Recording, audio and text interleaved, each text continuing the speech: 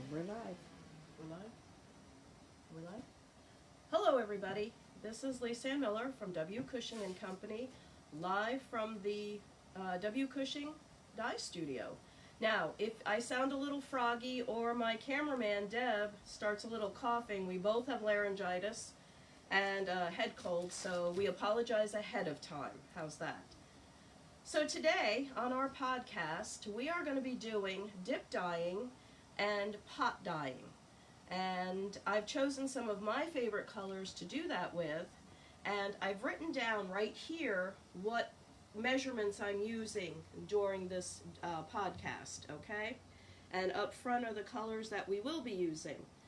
The first thing that I am going to do is I'm going to do a dip dye with one of my favorite Cushing colors, which is red grape. I know it's not the most popular, but it is what I would like. Now, some things to note. With a dip dye, it's great workout for your arms, and if you notice, we're not dressed real fancy because you do get dye all over the place. So make sure you're comfortable in your dye kitchen. The second thing is, I want a quick set. So in a dip dye, I want a quick set. What does that mean? Vinegar is a slow set. Vinegar takes the dye up slowly, but I want it to do it quickly, and so I'm going to use citric acid, okay? We're not going to pre-measure. We're using our pots of boiling water as our measure and our dye pot, okay? So what I'm going to do first is I'm going to take a 1/4 teaspoon of red grape, 1/4 teaspoon of red grape, and I'm going to put it into the dye pot. And these dye pots are, as you can see, steaming. And yes, normally I would have a vent fan on, but I don't because then you wouldn't be able to hear me. Okay? Then I'm going to take citric acid and I'm going to take a 1/4 teaspoon of citric. And I'm putting it right into the dye, into the pot. This is now my dye bath. Okay? So I am going to stir my dye bath. And it's hot enough, and that's what I'm going to do with that. I'm also going to prep my second color, my second dye bath, which is going to be Canary Yellow. And I'm going to use 1/8 of a teaspoon of Canary.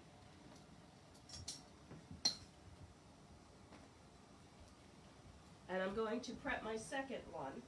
To make this easier, we're going to do a little bit different with the dip dyes, and you're going to get to learn a little bit even if you've dip dyed before. Now, I had said that we would do a portable dye kitchen, but the Maine weather did not cooperate, and Deb and I do not need pneumonia when it was 34 degrees here last night. So we will do another podcast on how to set up a portable dye kitchen. I will work with Rug Hooking Magazine to do that.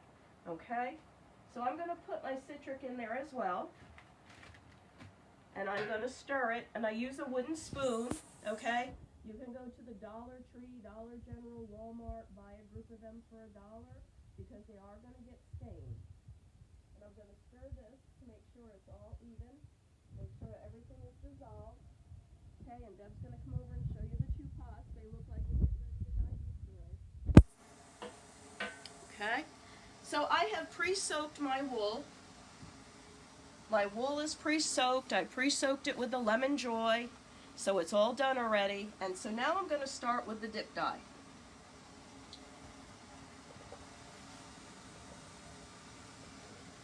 And I have a nice long piece, and here I go. This is great workout for your underarms. Okay? Now, people ask, how long do you do this? I do it for about 20, 25 switches like this, okay?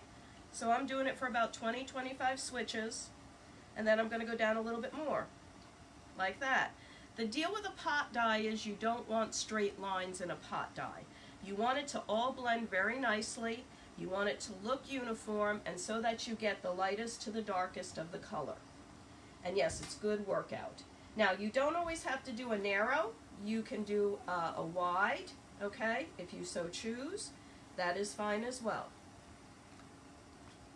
If you notice, I'm not pulling it all the way up and down because we need the darker ones to sit in there and continue along. You can see the shading as we're moving along with it. And then we keep going down.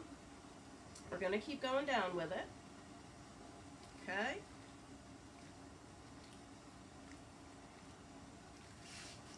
And yes, I am dripping on the stove, but we wash it off with bleach later.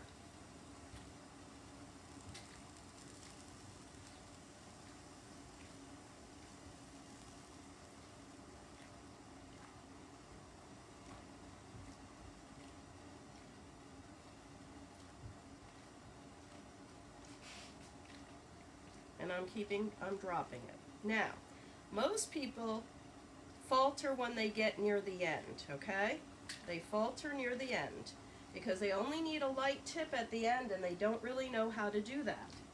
So, in order to do your light tip at the end, you take your wooden spoon, just like this, you lay it over what you were doing, and you dunk it in, all the way down, okay? So there's no white, just like that.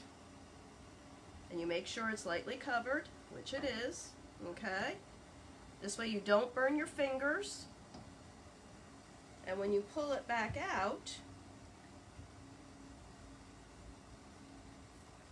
you're going to have all the shades of red grape.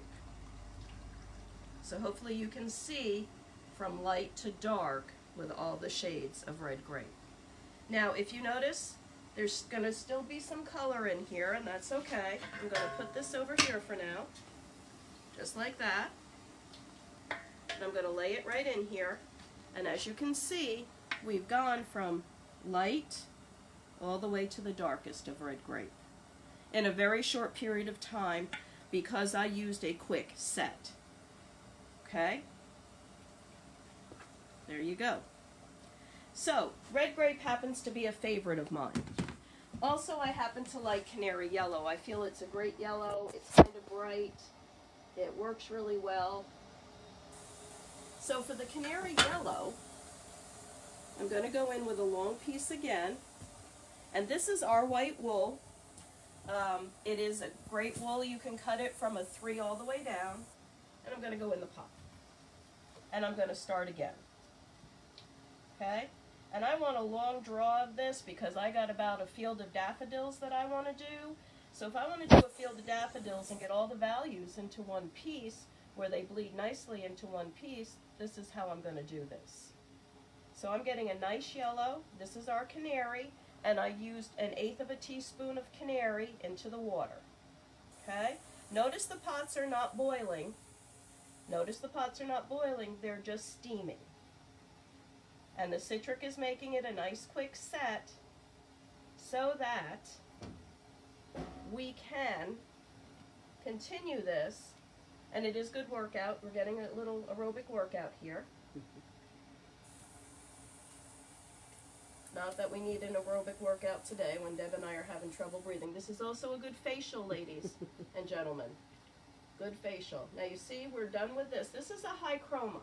Canary is a very high chroma, so it moves a little bit quicker. High chroma just means it's a brighter color, it moves quicker, and so it's going a little bit quicker than the red grape did.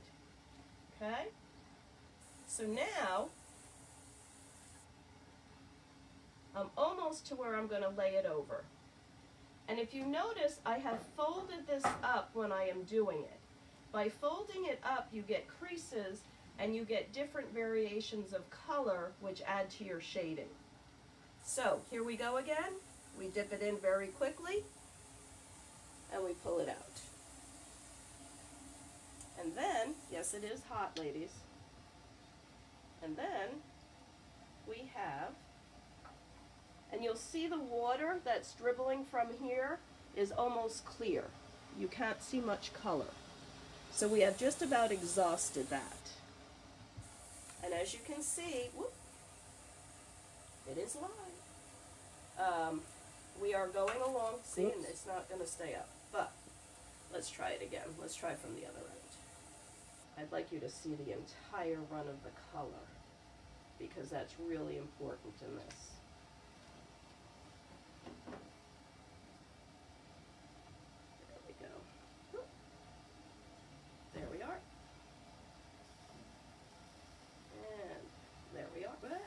Doesn't want to do it. We're going to make it do it. Okay, so there's the entire run of the yellow. We have gone from light to dark, and there's a field of daffodils in there, don't you think?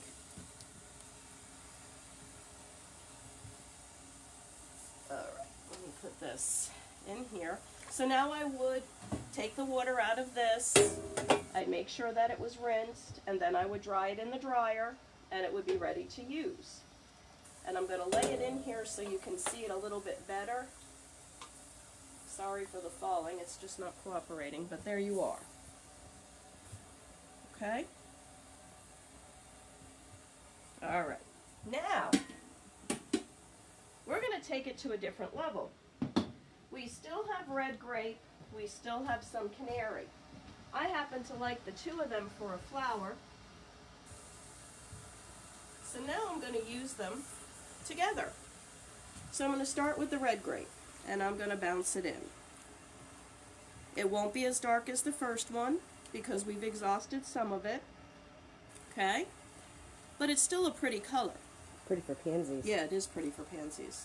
We can never put our pansies out at 34 degrees. And if the deer would stop eating them. Yes, the deer are eating Deb's pansies like they're munchies. Tulips. Tulips. See, Iris, we don't. everything. Yep. So we don't. We have some.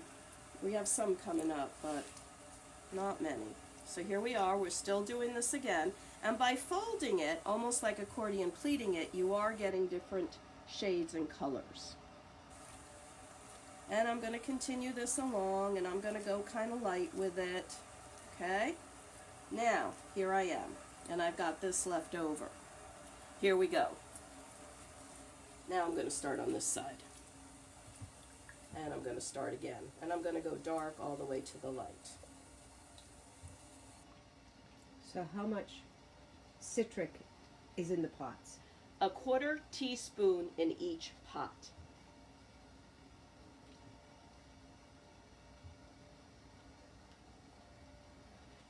And it does exhaust it, and if you notice, I have not added the citric. It's still in the dye bath, it's still in the solution, it's still working away. And if you notice, I'm continually doing a motion with the wool, even when I'm talking to you. When you stop for a period of time is when you get straight lines. And the one thing we don't want in the dip dyes is a straight line. Okay? Straight line doesn't work. Now I've hit where the red grape, thank you, and the yellow combine. And I'm going to let them go up a little bit. I'm going to let them go up a little bit, and I'm going to use the spoon. Again, I'm still moving it, Okay? Now watch what happens. Here we go. Look how pretty. You can see the bleed of the color. Color is bled nicely. Okay? Color has bled nicely. It's dark on this side. So someone just said, I thought it was a 1/2 teaspoon of citric. Nope, it's 1/4 teaspoon of citric. 1/2 teaspoon would exhaust much quicker, and you would get a better workout because you really have to move it. So, not that you need that, I do, but not that you would need that. So there we are. And yes, I'm bleeding the colors back and forth in the pot, but that's an okay thing. So now if you look, this is clear, this has a little bit of color in it, not much. So in one piece, we have gotten a natural way back and forth to bleed it. And I'm going to put it here for a minute. Take it off. Okay? And you can see what it does. Beautiful flowers, someone commented. It is. Nancy. It's actually beautiful, yes.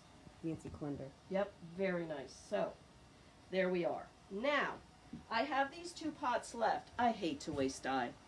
Hate to waste dye. So, here's what I'm going to do. I'm going to throw a piece about 1/4 yard, give or take, in here. Just like that. Okay? And I'm going to swish it around like a pot dye. This is a prelude to our pot dye. And that's what I'm going to do. There's not too much of the yellow left, and I'm going to move it around and let it come one over the other, over the other, over the other. Okay? That's what I'm going to do. Now, if you notice, I'm still doing a perpetual motion with this. I'm going to take this, and here's what I'm going to do. Whee! Just like that. Okay? That's what I'm going to do.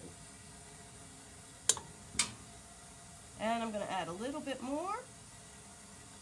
Okay? And as you can probably tell, this is not an exact science, but it does give you variations to use. And it's a lot of fun. And again, I'm still continuing it with it. I'm still moving it around. We don't want it to settle. And I might add just a tad more. And I'm going to do that just like that. Okay? So what do I have? I've got a beautiful rose, an American rose, a little bit of blush in there. It's just turned out lovely. If you wanted more pink, you could add more pink, but the softness of the colors really works together.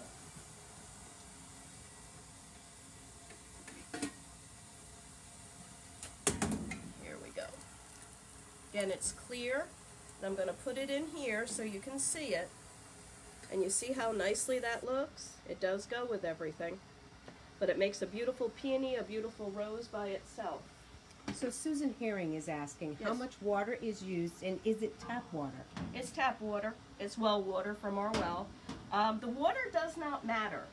That's the one thing about dyeing. The amount of water does not matter in here. I just do it to a certain level, which is half of the pot. It's not the amount of water, it's the amount of dye. That's something that we have to get used to with this. It's not the amount of water, it's the amount of dye. Okay? So now, you're going to find out, everybody here is going to find out my top secret formula for flesh tones. And it's top secret. I'm going to add a little more red grape to the yellow, and I'm going to dump it in. Okay? This is my top secret formula for flesh. So question, could you use that with tea towels for Sonia? Yes, of course you could. Yep, same thing. So, I want a little pinky tones for flesh. I need to build up my stock. I'm still going over, because, you know, we don't like to ruin or waste anything. Okay?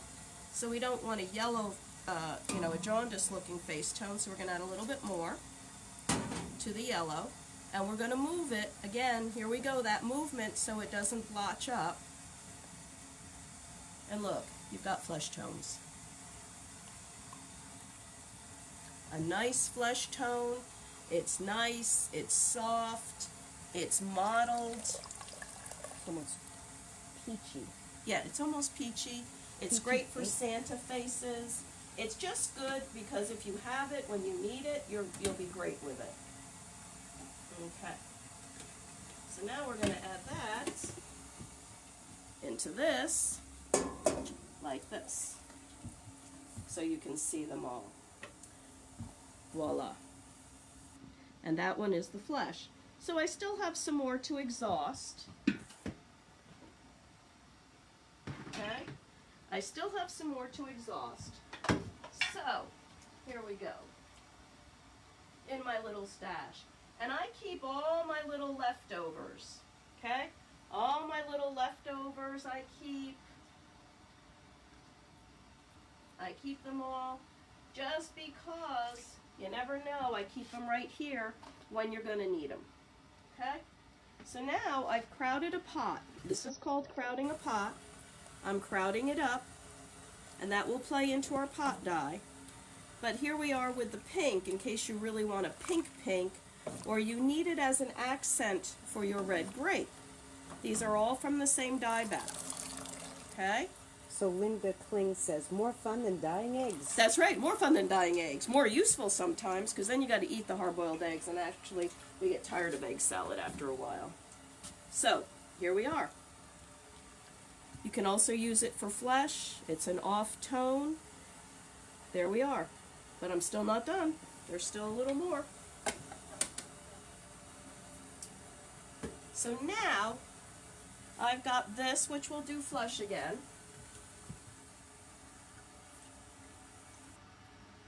Okay.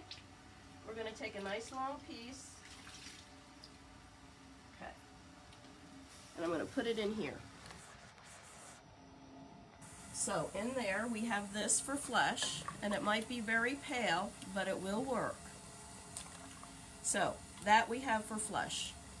This we can dye again, and I want to show you something. I'm going to do something that really we should not do. This is a no-no. And I want to show you why it's a no-no. I feel that instead of showing you how everything works nicely, you should see when something doesn't work or shouldn't work too nicely. Okay? And yeah, this is a really pretty, it's a pretty blush. It's just right. And we'll put that right in there. Okay. There you go. Another flesh tone. Okay? Now, people ask why we have to pre-soak the wool. And what is the importance of pre-soaking the wool? The importance is so that you can open up your fiber, okay, and you can really make sure that it soaks through. So I'm going to take a piece of wool. These are all good dyeable textures. This is our off-white, and I've been dyeing on our white, and I'm going to put it in dry.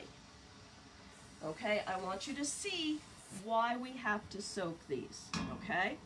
So if I put it into this pot and I start to press down, and as you can see, it's not absorbing very quickly like it did before. Yes, it is absorbing, but not really great. See, I'm still pushing it around. I'm still trying to make it wet, and it is absorbing, but it will do something called pixelation.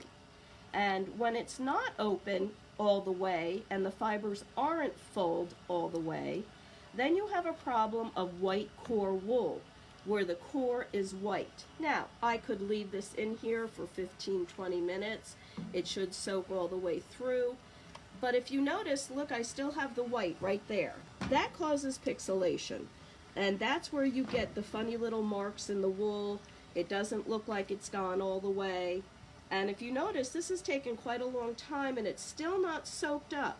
I still have white there, I still have white over here, and yes, we could do that, you can do it, but it's going to take a lot longer to get in, okay? And this is called Barley. I am dyeing this over our texture called Barley, and I am getting a primitive color, but you see it's not really taking the color as well. If you can see that. As the white wool, if this was soaked, it would have taken the color much, much quicker. And I'm not adding any more citric because there's no reason to. But this is one reason why you need to pre-soak that wool at least a half hour, if not overnight. This is all soaked overnight, okay? I keep it in a pot. You know, I soak it in the sink. Once it's soaked, I keep it in my big pot with water in it. Is it just water? It's just water in there. I use Lemon Joy when I soak it in the sink. What I'll do is I'll squirt my Lemon Joy in and I'll fill it up there, and I'll let it soak in the sink for 15 or 20 minutes. Then I transfer it to the pot and put water over it so it stays wet overnight. Okay? But as you can see, it's still not taking all that well. See, when I come up with it, looks great in the pot, but it's not taking all that well. That is, you know, and I'll leave it in here for a little bit as I have to switch pots for pot dyeing. Now, while we're looking at this, while we looked at what not to do, this is called a crowded pot. When you pot dye, you can have a swirl pot or you can have a crowded pot. This is a crowded pot where there's not a lot of room, the water is just covering the wool, and you'll get mottled wool. A swirl pot, you get swirls of different values of the color. So we're going to move on to that in a minute, but I really felt that you should need to, you know, people have asked me, oh, I don't really want to soak it, I want to put it in dry. Let me just throw it in dry. Well, now you'll see what happens to it, okay? So what I'm going to do is, I'm going to switch pots so Deb doesn't have to lean over me.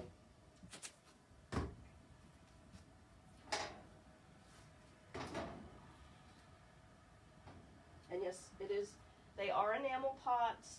You can use black, you don't have to use white. We just happen to have an abundance of white.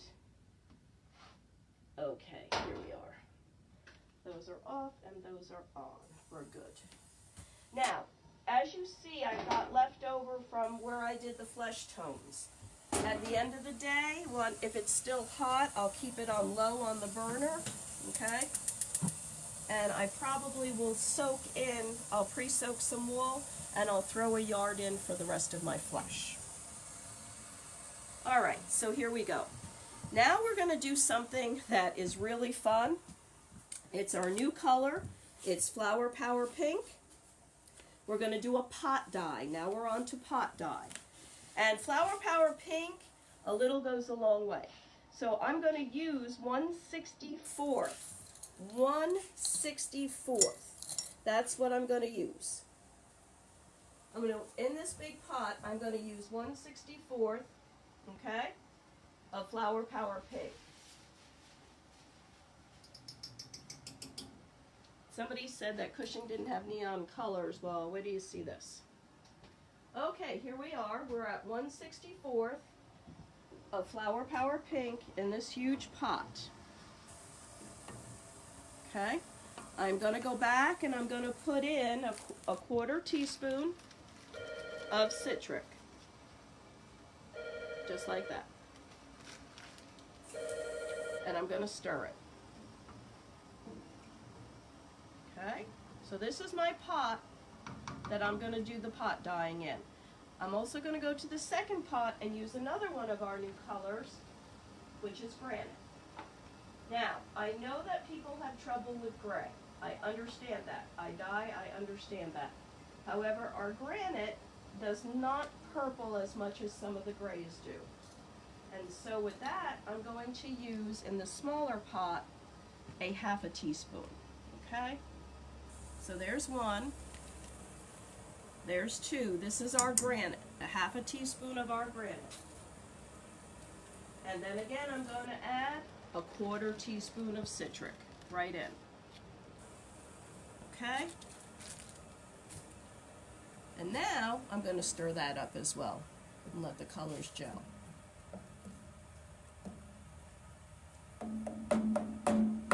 So here we are. This is moving. The water is moving. And I'm going to do a pot dye with it. So I'm going to use some of our Gold Sparkle. And I'm going to drop it in just like that. And I'm going to move it. Isn't that bright? And this is a pot dye. This is a swirl pot dye.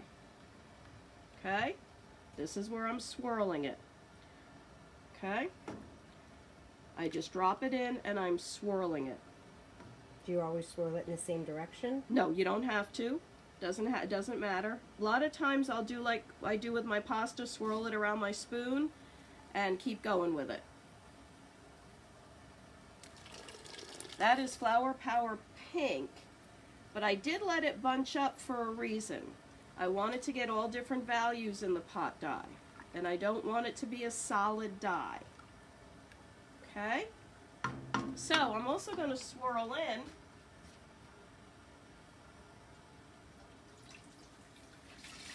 another little one.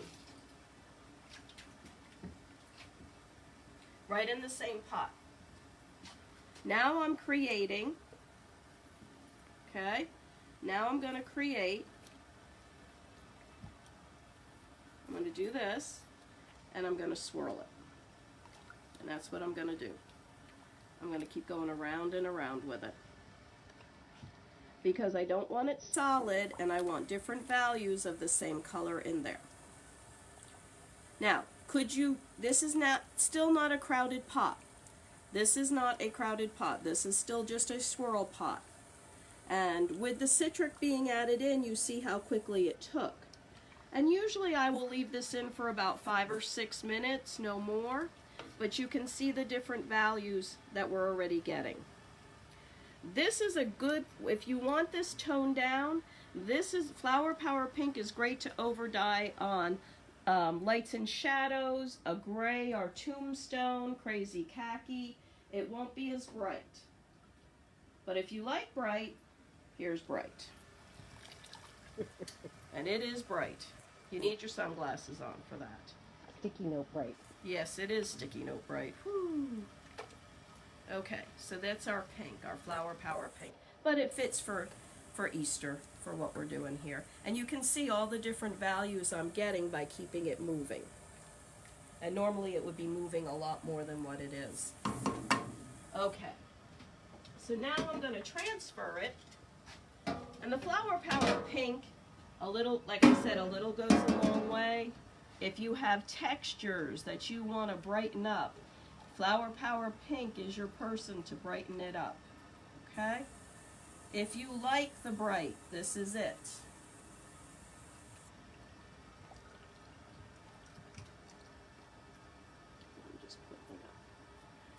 What you don't want is an even flat dye out of a pot dye. And for those of you, as you can see the different colors, and for those of you that have never dyed before and want to try dyeing, pot dye is a great way to start. Great way to start. So now I'm going to move over here, and you can see the different colors. Now this one has set a little bit longer than it should, and it's a little more solid because I stopped moving it. But it's still pretty.